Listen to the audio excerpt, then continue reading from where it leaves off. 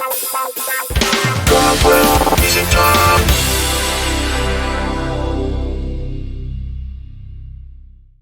everyone, welcome back to episode 11 of Rob Wells Music Talk. Today, I'm very excited. We have a very special interview planned for today, and we're just going to dive straight into it. So, my first guest on this show, my very first guest, is a Canadian-Peruvian singer, songwriter, and actress.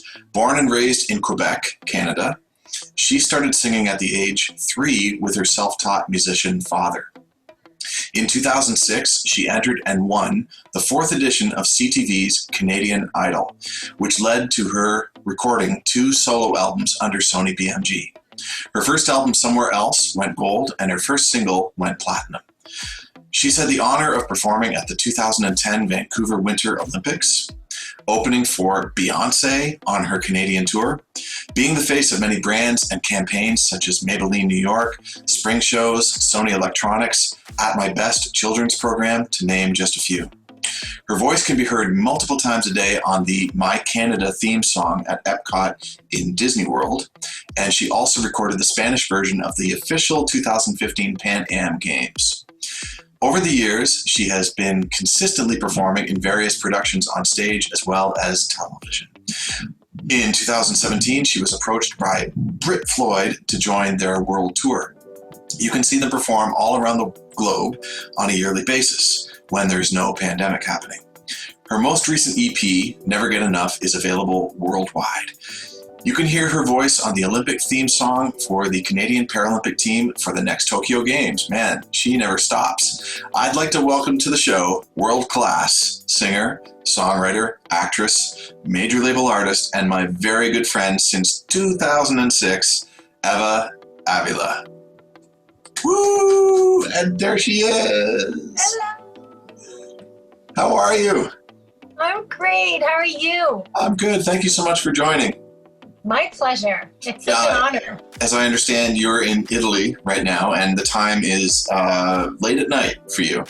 11 p.m. 11:15. Wow. You are a trooper. Just like your bio reads, you just don't stop. You're just always going. You're like the Energizer Bunny. Yeah. Oh my God. Yes. Well, most of the time. Yeah. Exactly. I do get my 8 hours of sleep. Unbelievably enough. Really? That's very important. Yeah. Most artists that I work with get like 2 hours of sleep, and that's, they're just constantly going and doing things and everything. No, I get cranky when I don't get my sleep. Nice. I get like a baby. Now, sleep is important, is crucial for me. Sleep and, good healthy habits and, kind of a routine. Everyone's different, of course. I know us artists most of us are night owls, but ever since the pandemic, I've kind of gotten in a routine where I'm getting to bed a little bit earlier now. Having a structure is really important for me. Oh, absolutely. Stay sane. Yeah, you're still young, but I mean, at my golden age, I find that if I don't get at least 6 hours, I'm just ruined for the next day. Yeah, same here. I completely understand. Yeah, exactly. I've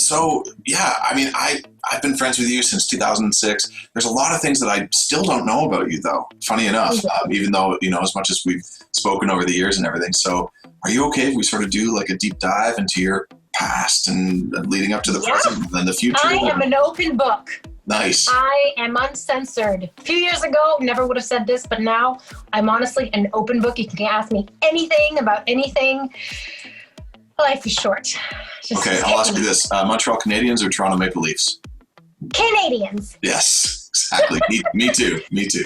Oh, thank you. Yeah. Okay, so I want to talk first to you about your musical beginnings, how it all began. And you grew up in Gatineau, Quebec. What was the music scene like growing up? Was there a big music scene? I guess when you're a young kid, you don't really tap into the music scene until a little bit later, but you must have had some sort of musical surroundings in your family or your environment. To become the person that you are, it has to start somewhere there. Yeah, it started exclusively with my dad. My dad came to Canada from Peru at 19. He was 19 years old. Very, very early on, he began busking. He was a busker in Ottawa at the Byward Market. So he would have his whole setup Not just your regular busker on the corner of the street with the guitar. He had like a whole setup. He had speakers, he had amps, he had keyboards, 2 electric guitars. He had a whole thing. He was a one-man band. And he started doing that, and he would attract crowds of people. The whole Byward Market in Ottawa would turn into a dance floor, and him being Peruvian, obviously very in touch with the Latin roots. So salsa, merengue, bachata, cumbia, some oldies, some classic. He would sing in like 5-6 languages. And he had a whole following, a whole fan club right downtown Ottawa. It's crazy. And even at one point, the police had to get involved because it was becoming too much of a thing. Restaurant owners were kind of complaining about the noise and this and that. Anyways, honestly, one of my lifelong dreams is to pitch the idea for a movie, because there's such a movie there. I'm not even kidding. Then he met my mom, and then he had to go back to Peru, and it was a big love story. I'm telling you, and one day I'm going to star in the movie about my dad's life as a busker in Ottawa, and it's such an interesting story. But when I was born, obviously he was a full-time musician. He was singing at nightclubs, salsa clubs, discotheques, and he had his studio at home. So at a very young age, like at the age of 2.5, I was already grabbing the mic and yelling stuff into it and showing interest in music. So it all started from my dad, and only my dad. That's incredible. And I guess at some point your dad started bringing you to some of the performances that he was doing and getting you involved. Yeah. You can find a video out there, I'm pretty sure on YouTube, of my very first public performance. I was 2.5, maybe 3, not even. And I was sang a Portuguese song called La Lambada, which is very popular. And my dad was singing it, and I was just there as his little sidekick, and he gave me the mic, and I was just, like I said, yelling stuff. And that was officially my first public appearance. But it was the first of many, and he used to take me to his gigs, and I used to spend countless nights up till 3-4 in the morning just hanging around waiting for my dad to finish his gigs.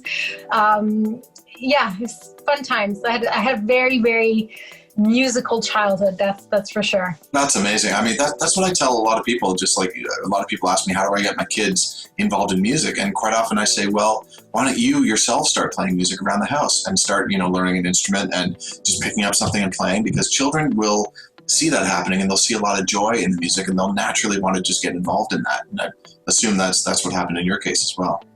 Yeah, absolutely. Absolutely. I was surrounded. I was really immersed in music, and all genres of music was playing at home, from the Beatles to Michael Jackson, Stevie Wonder, Nana Mouskouri, Francophone music as well, because my mom was French-Canadian. My mom is Quebecois, French-Canadian, so a lot of French music too. And so I had the privilege of being immersed in all those cultures. And then slowly but surely, I started doing more and more performances. And then when I was old enough, I started entering like talent shows, singing competitions. My first TV appearance was on a talent competition on CTV called Homegrown Cafe. And it was an Ottawa-based singing competition. And that was the first time I did, a television appearance. And then I started doing telethons and any talent competition, any talent show around the area. I was entering it. My dad would be my mentor, my coach. He used to do my makeup. He used to do my costumes. He was my stage director, my vocal coach, everything. He just did everything for me as a kid.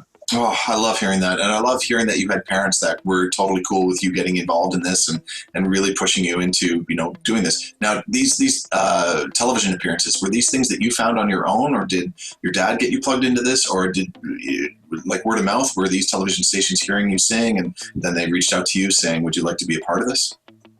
Well, from the first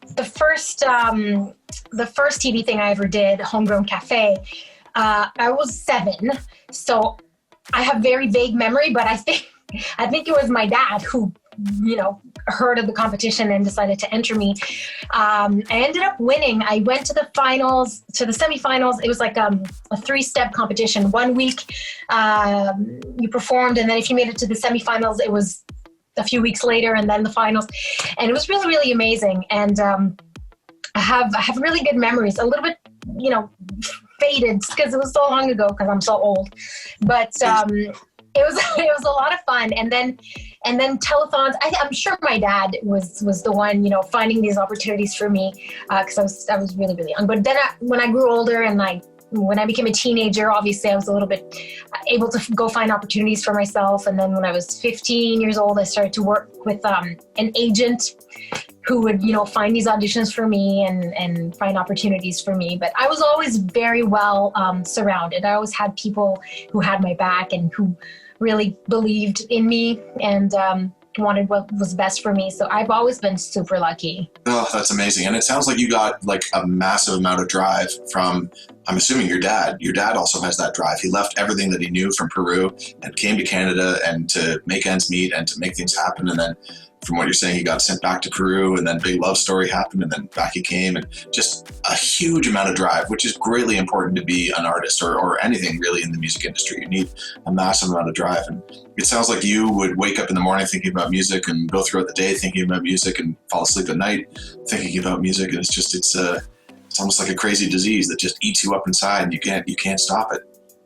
Yeah, I remember I used to spend most of my free time like just alone in my bedroom. Most little girls, they do it with their hairbrush, as the microphone. I used to have this old, flashlight.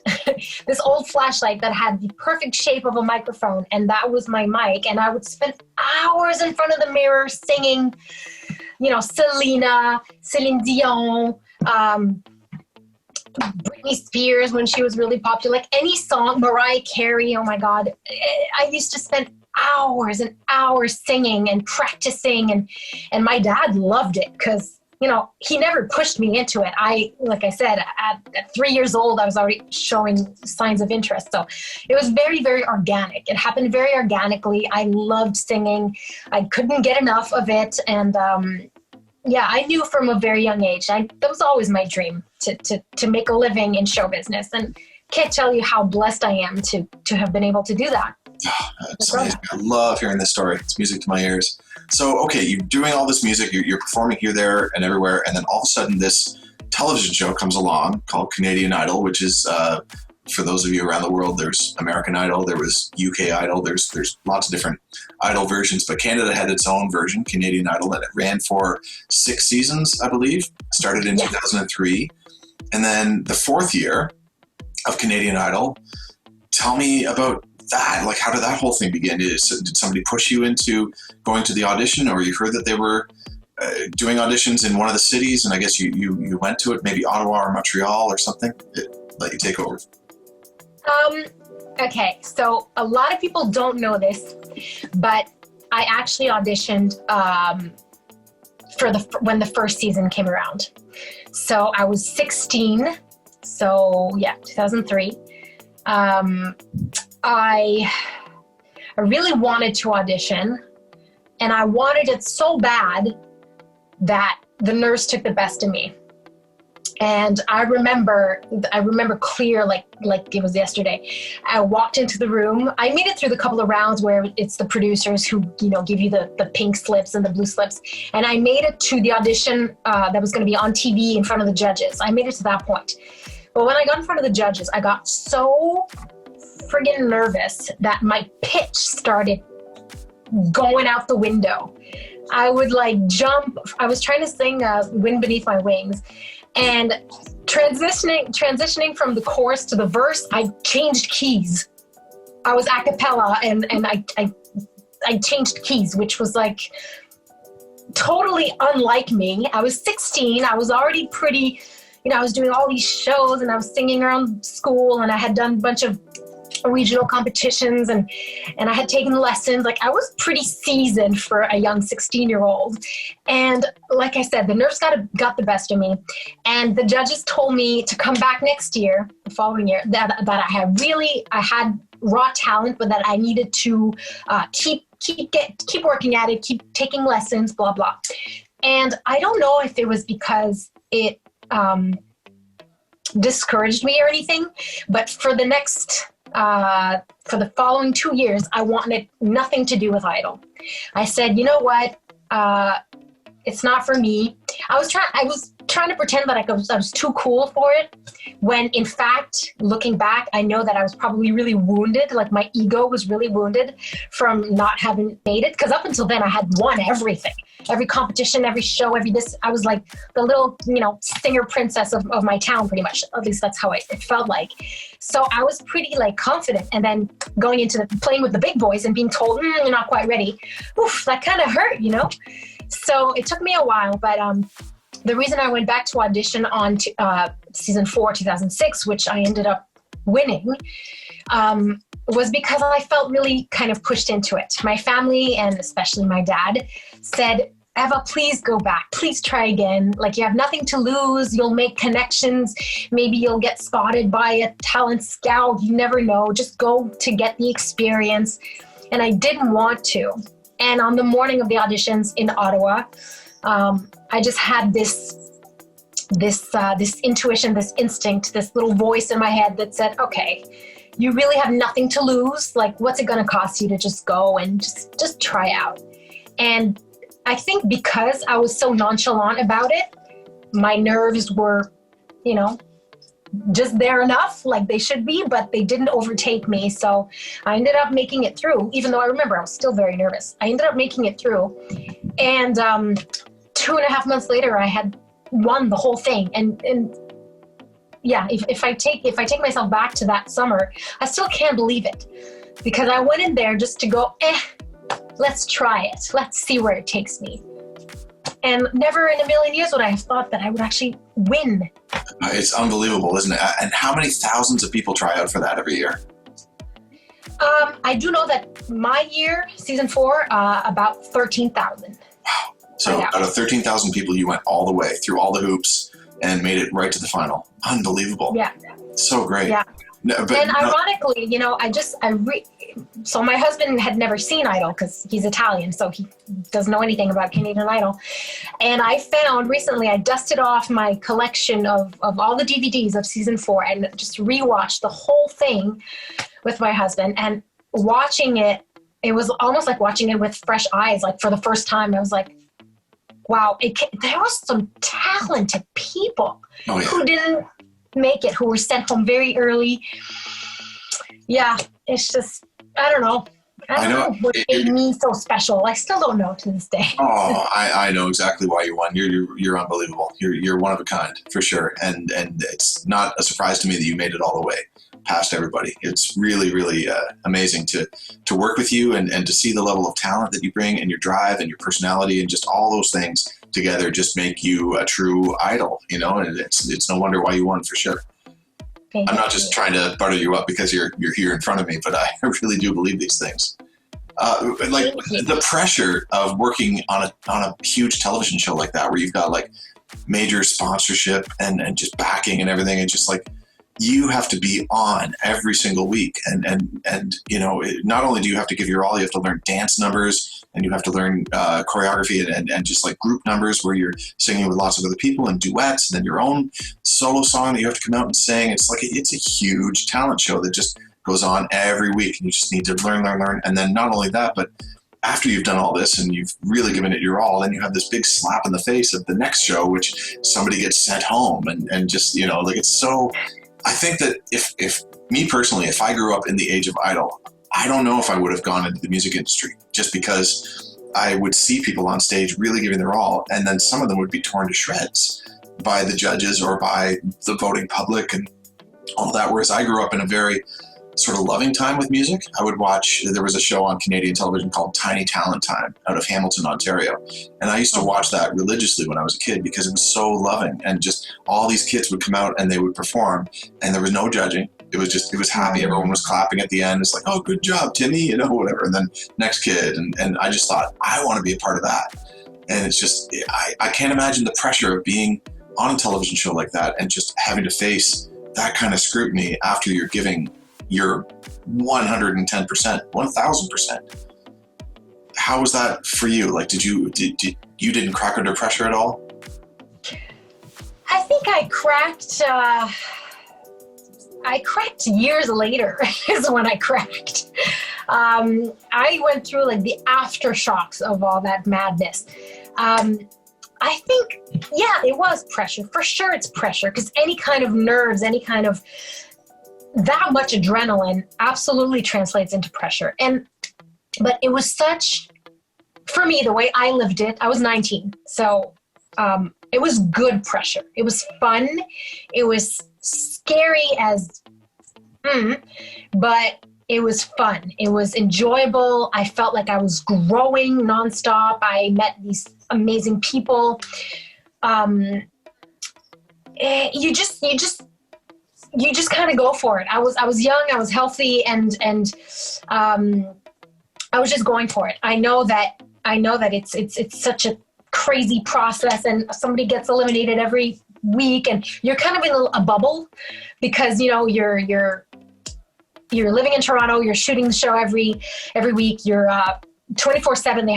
They had us do something, rehearsing or interviews, and I mean, of course we got our downtime and we had plenty of time to sleep and stuff. For me personally, I had a hard time sleeping. I was buzzing for 3 months, so I didn't get much sleep. But you just you have that drive, like you said, you have that drive, and I kept my eye on the finish line, like week after week. I couldn't believe it. As shocked as I was for still being there, I knew that ultimately, deep down in my gut, I wanted that. I wanted to win, and the closer you get to the finish line, the closer you want it. So it was really such an amazing summer, once in a lifetime. That's the kind of experience you just live once in a lifetime. But I mean, the memories that I took from that summer, lifetime memories. How amazing. So great. And if you could go back, you would do it all over again. I would. I think that no one is really prepared to go through something like that, because you don't know unless you go through it. So that huge, I call it a slingshot, that propulsed me into the music world and show business on a professional level. I mean, yeah, I was 19, but who knows if I would have been any more ready at 25 or 28. It's the greatest, biggest opportunity that I had ever had until then. But it happened so fast. I wish I could go back. If I could do things differently, I would go back to my 19-year-old self, and I would just say, like, slow down and look around and take the time to really appreciate every second and ground yourself more. But that's something that you learned when you grew up. So of course. You can't go back and tell your young self, do this, do that, appreciate, be more focused, be more grounded, be more connected. Like, when you're 19, you're 19. You're learning as you go, and sometimes you take off, different curves in life. But that's another topic. But yeah, amazing. I love it. Okay, and one thing that I tell people that tell me all the time, they're like, Rob, I really want to be an artist. I really want to sing for the people, and that's really my big thing that I want to do. And I keep telling them that being an artist is actually a lot of work. And just if you thought that Idol was a lot of work, the very next stage of you winning Idol was basically meeting me.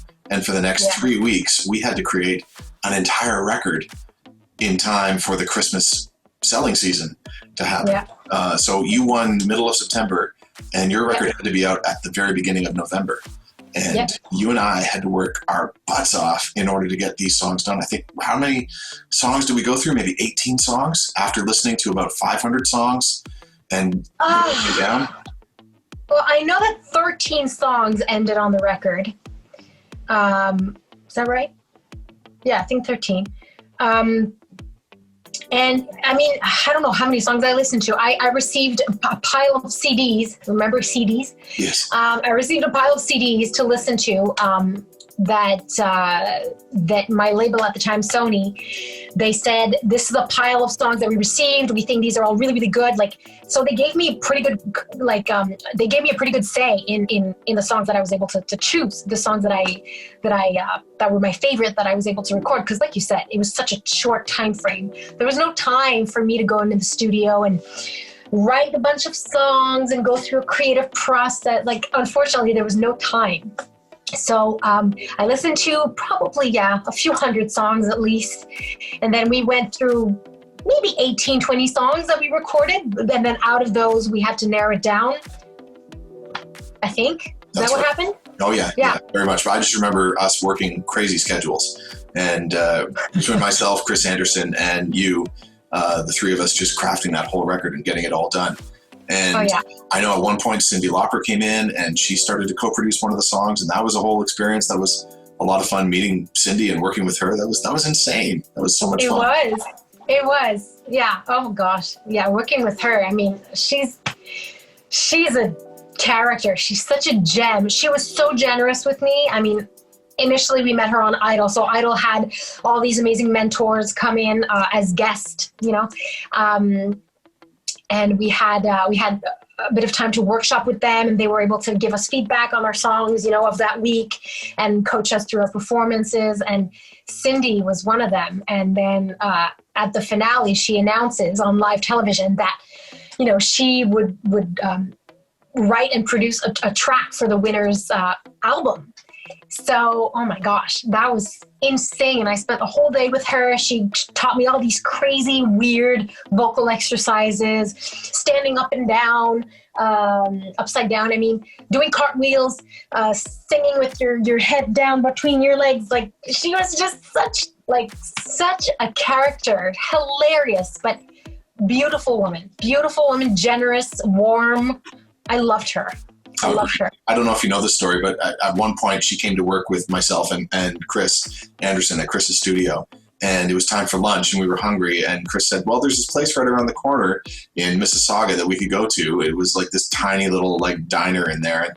And so off we went. We drove off with Cyndi Lauper in the back seat, and we went to this little restaurant and ate there. And the poor waitress that kept coming over to serve us totally knew who Cyndi was, but didn't say anything. And finally, at one point, I guess they were doing some sort of special contest in the diner where you could win a motorcycle, but all you had to do was write your name down and your address or whatever. And so the waitress totally came up to Cyndi and said, "Would you please sign this? It's your chance to win a draw for this motorcycle that we're selling." All she wanted was to just get the autograph, but that's the way that she did it with Cyndi. And Cyndi was totally cool. She was like, "Oh yeah, I'll sign that. I'd love that motorcycle."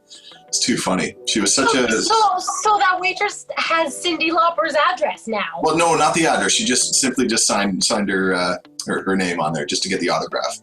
She's so down to earth. That doesn't even surprise me. She's so down to earth. So cool. Yeah. Absolutely. I loved it.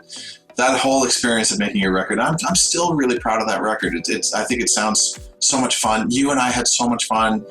Lots of late night laughs and just, having a blast making it. And I couldn't have asked for anything more. I remember when I first met you, it was like this big industry lunch, I guess, with Sony BMG.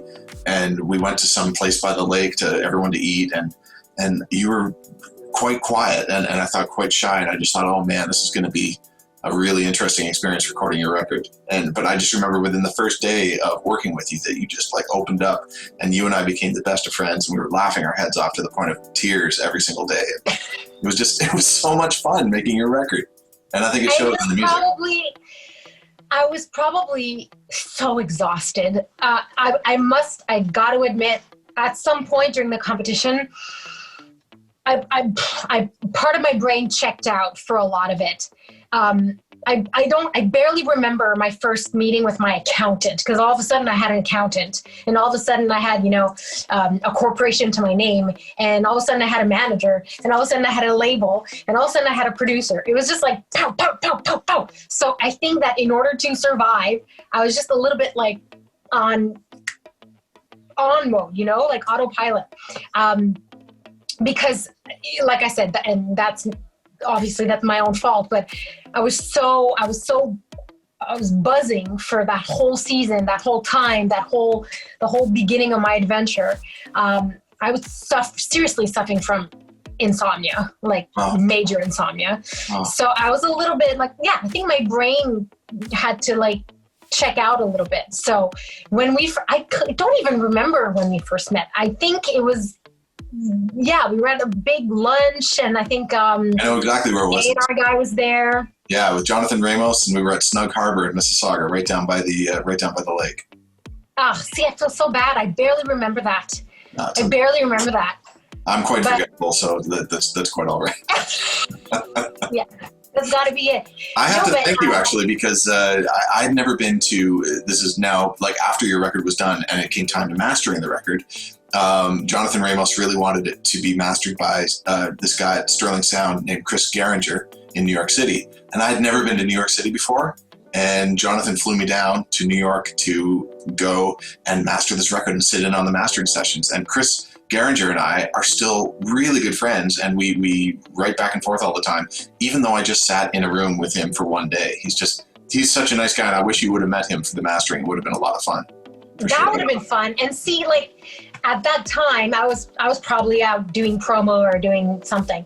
But today, like, if I were going to when I make my next record, today at 33 years old, having the experience that I have now under my belt, like, I absolutely want to sit in on the mastering session. I want to be involved with every step of the process of making a record. And back then, you know, like, as much as like I said, I've been singing since the age of 3, being on a stage, that wasn't the problem. It was everything else that had to do with the business side of recording a record. I had never made a professional record before.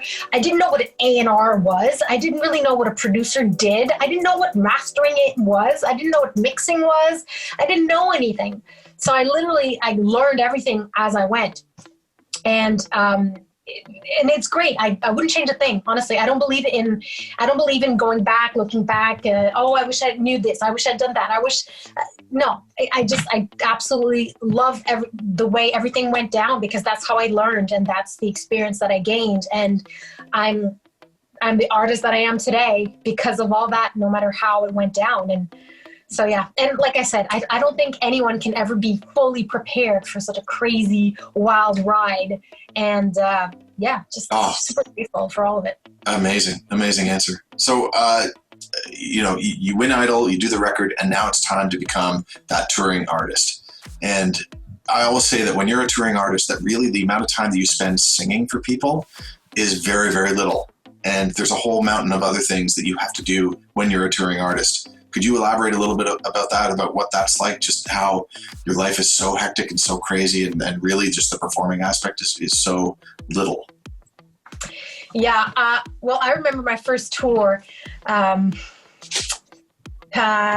was in 2007, and it kicked off in Montreal in February. And I had rehearsed with a killer band, all musicians from Toronto. And I think I did something like 45 shows in 2.5 months, it was pretty much like 3 nights on, 1 night off, 3 nights on, 1 night off. That was like the average. And I remember I had a little tour booklet, and I had all these people working on the tour. I had the tour bus. And I got to meet, like you said, the actual performance part is such a little small percentage of what you actually need to do. The traveling, the meet and greets. So I met and signed autographs for hours every night after the show. But I remember, as exhausted as I felt throughout that tour, I remember, luckily enough, my voice never gave out. Don't ask me how. My voice survived for 2.5 months, 40-something shows. Incredible. And I remember meeting all my fans. I remember taking the pictures and signing for what felt like so much time. But I remember loving it so much. I remember being on this high. I was like, high. That's, when you're first in love and you barely need sleep because you're high on adrenaline and on those endorphins and that excitement. I think that's the feeling that I felt throughout my whole first tour, throughout the whole Idol competition. I felt like high on life, high on adrenaline. So that's what got me through it. And, but yeah, 2 hours a show, 2 hours a night, actual time spent on stage performing and singing. The rest is hurry up, travel, flights, let's not be late. Oh, the clothes, the makeup, the in-ears, the sound checks. Also interviews that you have to do at every city where you stop in?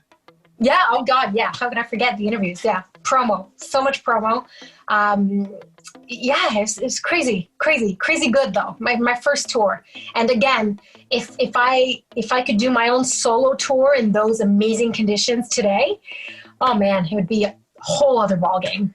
And then eventually in your bio, it says that you opened up for Beyonce on her Canadian tour. That's incredible. I did. Yeah, that was amazing. So she did, it was during her I Am Sasha Fierce tour. Wow. She did, I think, 9 Canadian dates. And I was offered the opportunity to open up for her in all her Canadian dates. So we did Vancouver, Edmonton, Calgary, Toronto, Montreal, a few other ones in between. It was insane. Me and my band were so excited to meet her. And on the first night of the tour, I got to meet her backstage with her tour manager. She gave me a hug and she said I was beautiful. Wow. That's incredible. Yeah. And she was amazing. I got to watch her show every single night. I think I knew it by heart by the end of the tour, and such an amazing experience. Like, how great. And then that would open you up to her fans as well. And, it's a win-win situation for sure. Yeah. Oh yeah. To this day, it's one of my career highlights, opening up for Beyonce. I mean, good grief. That's so great. That's so amazing. I got to talk to you about how the whole Epcot thing came about. For those of you that don't know, there's Disney World and there's Epcot Center, and at Epcot they have a different pavilion, a country pavilion. I think there's Mexico, there's Norway, there's Japan, there's Germany. Germany, yeah, that's right. And then England has one. America even has one, even though Disney is in America, Epcot Center is in America. But then the Canadian pavilion is there, and they have this big 360-degree film that you can go in and stand there and watch, and it's really epic and very, very Canadian. You're very proud Canadian moment if you are Canadian sitting there watching it. And then all of a sudden at the very end of this movie, out pops this singer, and it's you. How did that whole thing come about? Well, back then when when was this? 2007. Yeah, it was 2007. I remember. All the phone calls and the knocks on the doors and the opportunity asking, that was all through my management. So all through my manager, Jim Campbell. Actually, had a chat with him yesterday. We're still in very good touch. He's awesome. Jim's awesome. Yeah, he is. So he kind of told me, he was the one that presented me with all the opportunities. Like, Eva, we have an opportunity to do this. Eva, we've been asked to do this. Eva, we have a gig there. Eva, you've been asked to do that. So like, we would discuss it. Obviously, I would decide if I wanted to do it or not. Most of the time it was yes, because they were all like amazing opportunities. So he came to me, he said, we've been approached by Disney, and they're essentially relaunching the theme, the short film that they were showcasing in the pavilion. So it's like almost like a little hut, a cave. It's like a little cave inside the Canadian pavilion, and inside that cave there's the 360 screen, and then they show this short film which is narrated by Martin Short now. So they had this old version that they wanted to revamp and relaunch. So they wanted to re-record the theme song at the end, redo the whole thing, and they asked me to be the voice of that theme song, which is called My Canada. And I recorded the bilingual version of it because French is my first language, so obviously I'm very, very comfortable in both languages. So I did the whole version. I recorded it at, oh my gosh, I want to say Revolution Recordings. I don't think Revolution was there at that point. Sorry? I don't think Revolution was around at that point. Really? Yeah. Okay. Maybe it was another one, but then I don't remember. Beautiful studio, beautiful recording session. It was a 1-day session, so everything got done in 1 day. And I remember when I went to at the official launch and the unveiling of the new film and the new song, they flew me down there to Orlando at Disney World, and I got to bring a guest, and I brought my dad with me. Yeah, it was pretty spectacular. So we spent a few days at Disney World together, and then I took part in the launch, and I performed the song live, and my musical director at the time was there with me. And then there was a big confetti explosion, and with Mickey and Minnie, I still have pictures of that. It's such a magical day, like amazing. And even to this day, if you go to Epcot, you can still go in the Canadian Pavilion and watch that film. And at the end, you'll hear my voice for the next, 25 years as of 2007. So that's amazing. And how many millions of people will have heard your voice standing there watching a Canadian film? It's incredible. I know. What an honor. You must be so proud to know that you're representing Canada at the stage in Epcot, and just people from all around the world come and they get inspired to, maybe come and visit Canada, and that beautiful song of yours maybe helps the deal. It's a huge honor. Huge honor. How great.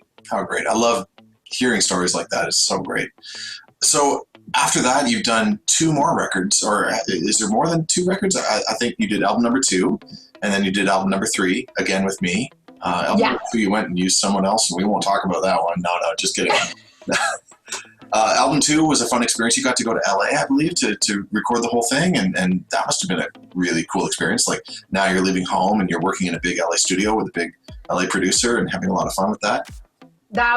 It was amazing. I ended up spending almost 2 months, maybe 6 weeks in LA. It was awesome. It was the first time I ever went to LA.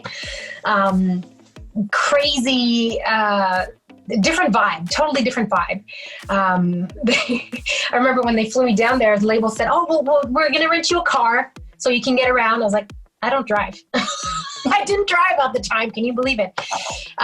Because apparently to get around in LA, you got to drive. It's not like New York where you can flag a ship, a cab, or take the metro or the subway. So that was a funny anecdote. So I ended up needing to get rides every day to and from the studio.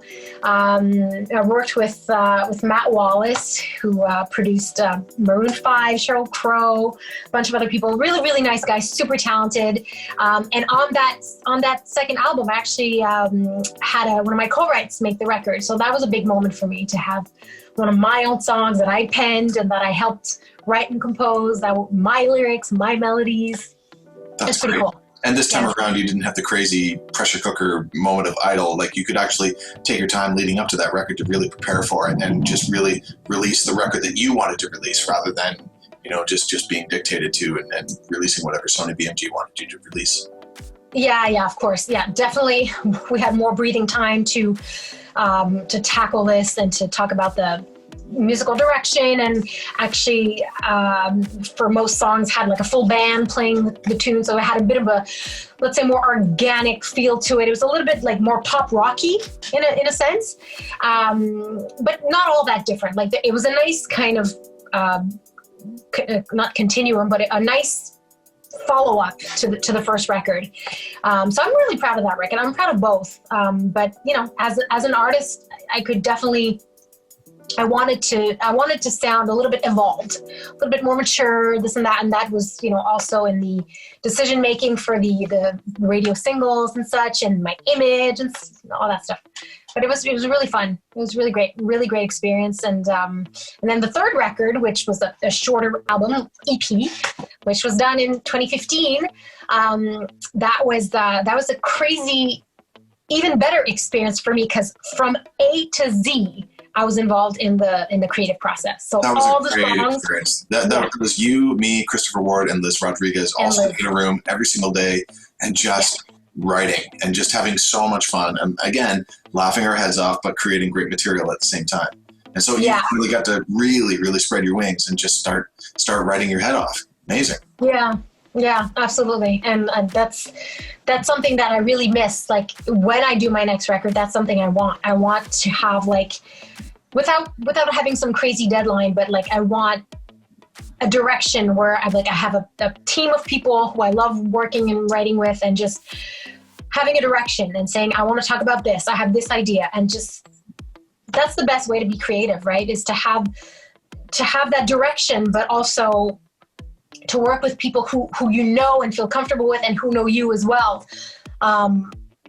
Like if when I'm going to start writing soon, because I really, really miss it, I want to work with people who I know and feel comfortable with. Yeah. Then, down the road, when I become more comfortable with virtual writing, then I'll be able to expand and write with new people, of course. But for the beginning, I definitely want to work with people that I've worked with before, and that we have. That's just it. That's just it. Like when you're in a writing room, it's a really important thing to know that you can trust the other person that's sitting across the room from you, because you're going to throw out sometimes the craziest ideas. And the last thing you want is someone to like start laughing at you or, you know, anything like that. You have to feel like it's a safe place to just like open up and talk about your inner feelings and your desires and all that in order to create true, honest music. And once you have that, then you start writing songs of your life, songs that really come from your heart. And I think it's really important as an artist to have those songs that you're going to sing, because if you're going to have a hit with any one of those songs, you're going to be singing that song for the rest of your life. And you better love that song. You better have it come from the heart every time you sing it and know that it came from that time in your life and it just really still means something to you. It's very important, rather than just writing someone else's song that you really don't connect with. Mm-hmm. I agree. Yeah, amazing. Okay, so it's no surprise that a huge act like Brit Floyd would come along and scoop you up. I mean, you are just such a fantastic singer, such a fantastic performer, a real amazing presence on stage and off stage. But I've seen the videos of you performing with Brit Floyd, and it is like mesmerizing. It's spellbounding. It's just unbelievable seeing you sing those great Pink Floyd songs, especially that one song where they just let you go off for, you know, what is that, 5-6 minutes of you just like hitting the stratosphere with your voice, and just your range is insane, and just the musicality that you bring to that show is truly unbelievable. At least it was before the pandemic hit, but we're hoping that as soon as the pandemic is out of here, you'll be back on the road doing that again. I still haven't seen the show live, but I've seen the videos and I'm absolutely blown away. I've invited you. I know. You were about to give birth. I was not about to give birth. That might have been a little painful for me, but yeah, Shoba was about to give birth, and so you had a good excuse. Yes. But now I'm getting my life back slowly, and the next time that you come through Toronto, I would definitely love to come see that. So, what's that experience like? How is it different singing in a group like Brit Floyd, where you're singing the songs of Pink Floyd and doing different records, doing different renditions? How is that any different to your previous life of performing your songs, your own original songs on stage? Is there a bit of a difference, or is there more pressure, less pressure? How does it work? For sure, off the top of my head, less pressure. Like, I don't even have to think about it. It's way less pressure. The thing about a tribute show, so if we rewind the tape a little bit, in 2010, I moved from Toronto to Montreal because I wanted to get a little bit closer to my roots, closer to my family. I missed Quebec. I missed living in Quebec. So I just decided to move back to Montreal. And I started working on French songs. And, you know, just wanted to see what the scene was like in Quebec. And I started working with a few different cover bands doing tributes, a lot of tributes, because those, I mean, I don't know about the rest of Canada, but I know that in Quebec, people love cover shows. People love to hear their favorite artists sing their favorite songs from another era, classics. So that was a formula that really, really worked super well. So I took part in a few different productions and met some amazing people, was given the opportunity to perform on pretty much all the festivals, all the major festivals in Quebec, major touring all over the province. So I was really a part of the Quebec scene for quite a while, and it was really amazing. So I was introduced to Pink Floyd with a show called The Wall Extravaganza. It had a few different names, but it was called the Wall Theater Experience, and then it was called the Wall Extravaganza. And they were basically doing a rendition of the album The Wall. And I already knew Pink Floyd, like any regular pop artist. I knew the biggest songs. I wasn't necessarily a diehard fan, but I knew Pink Floyd. But I was really introduced to the universe and the entire world that is Pink Floyd in 2011, let's say. So I started working with this Quebec band, doing Pink Floyd. And the more I got into it, the more I started performing, the more I performed the songs, the more it grew on me. It really grew on me. I was like, wow, this is completely different genre. I'm like this pop, soul, R&B gal. And then all of a sudden I'm doing Pink Floyd and classic rock. And I was just, It was amazing. For me, it was, I fell in love with it. I really fell in love with classic rock. And forever, I'm grateful for having been introduced to that world. So for many years, I was part of those different productions, doing a lot of covers and a lot of Pink Floyd.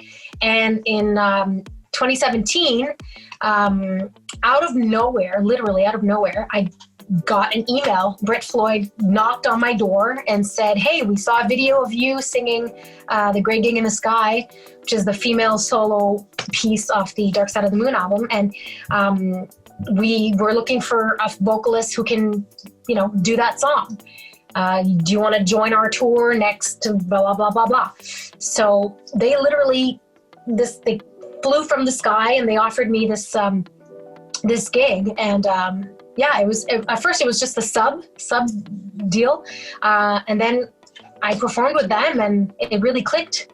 It really, really clicked. They liked me, I liked them, and the rest is history. I've been performing with them for, this would have been the third year.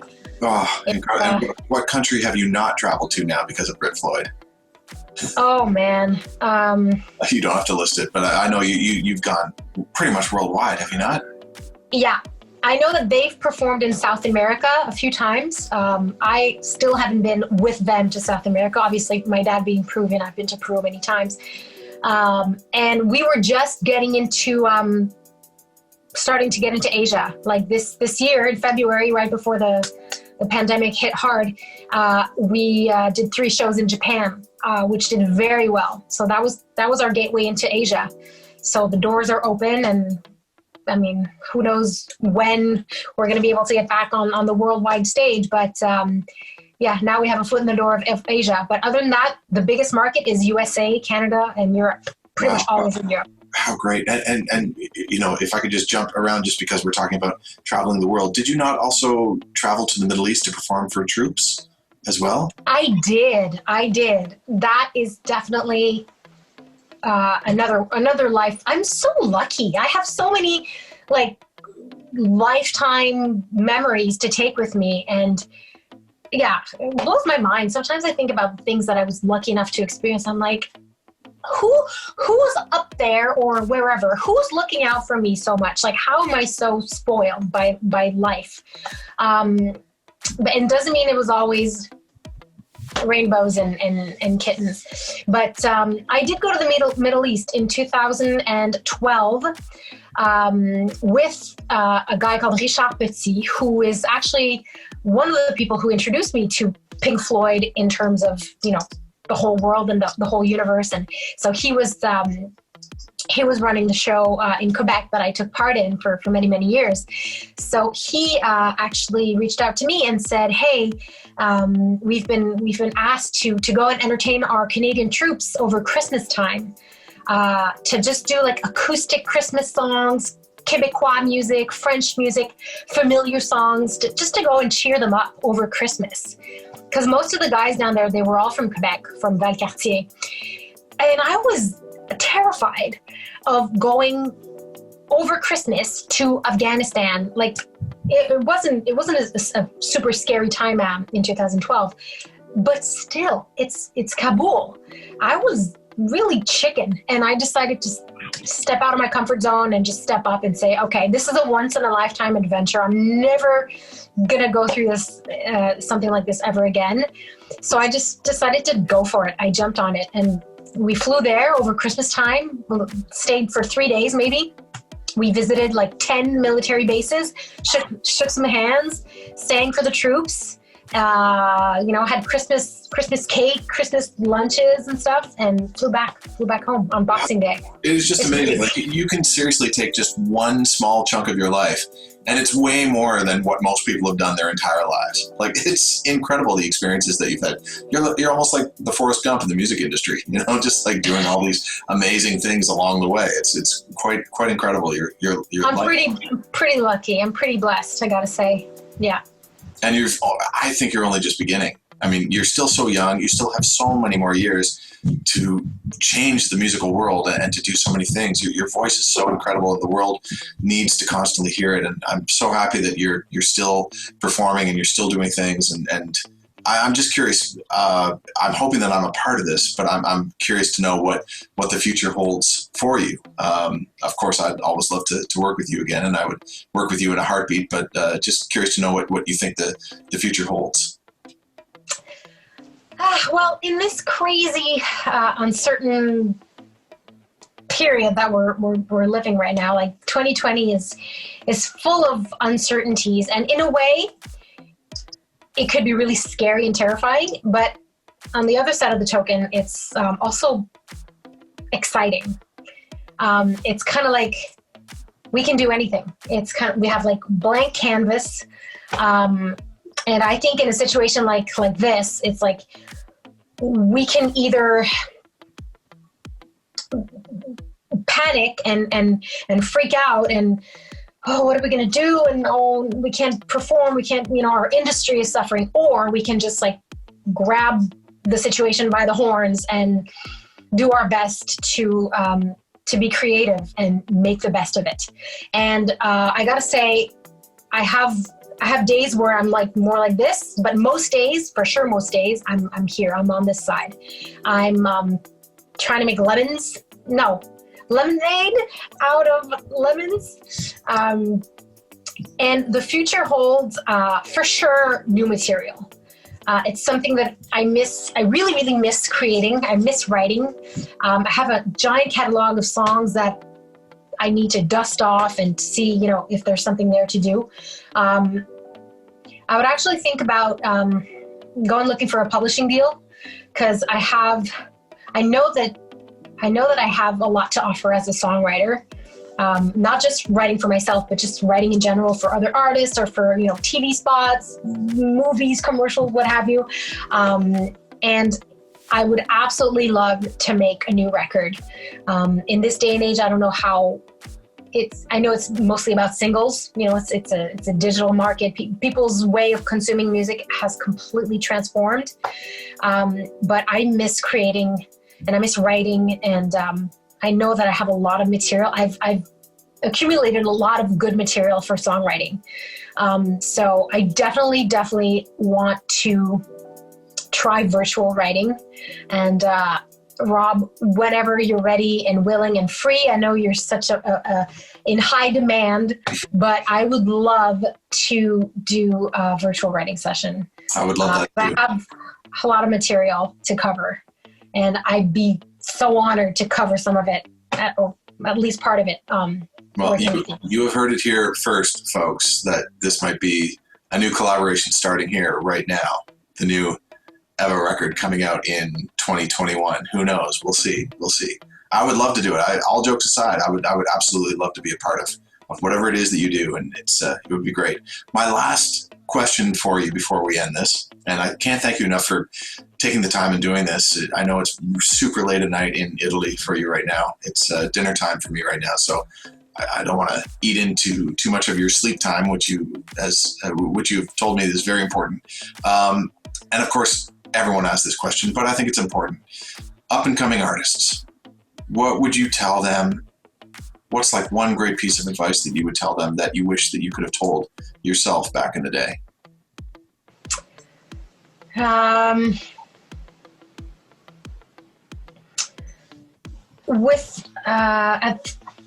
Without wanting to sound too, I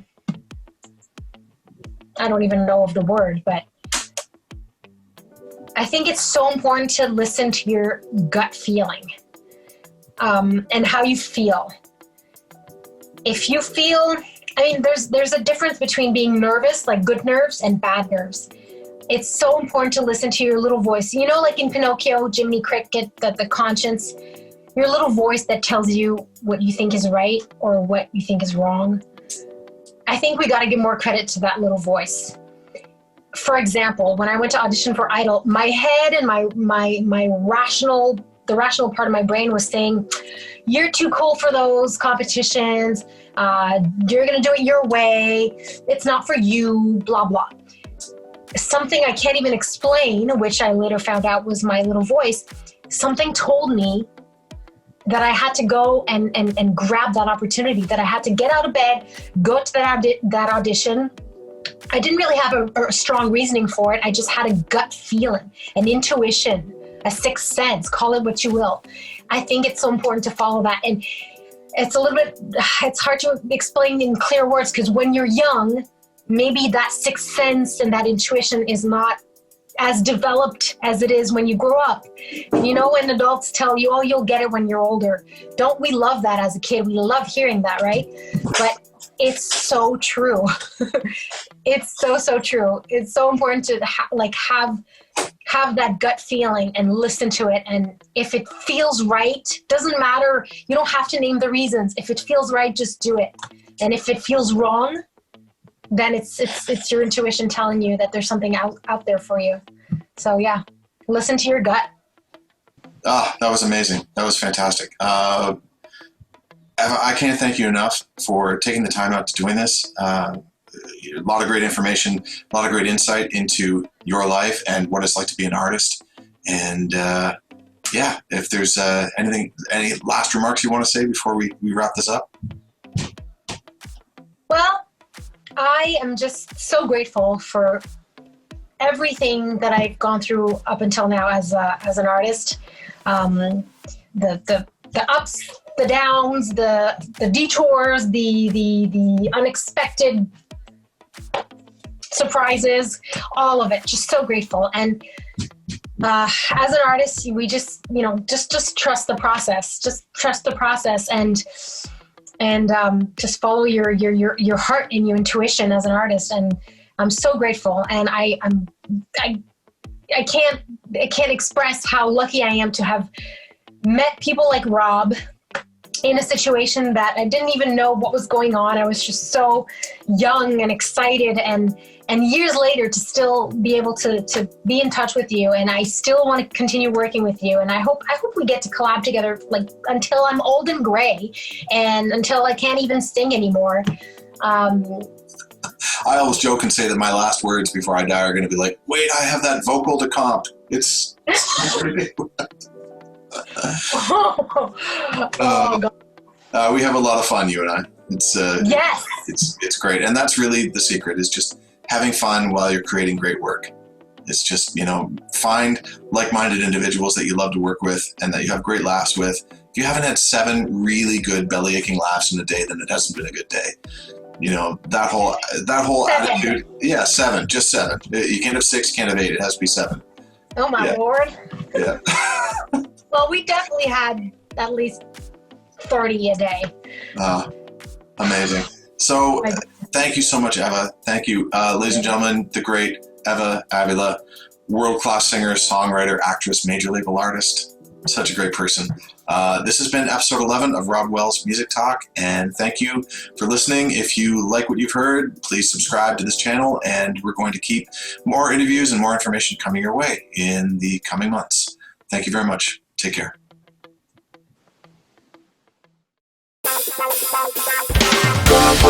Music Talk.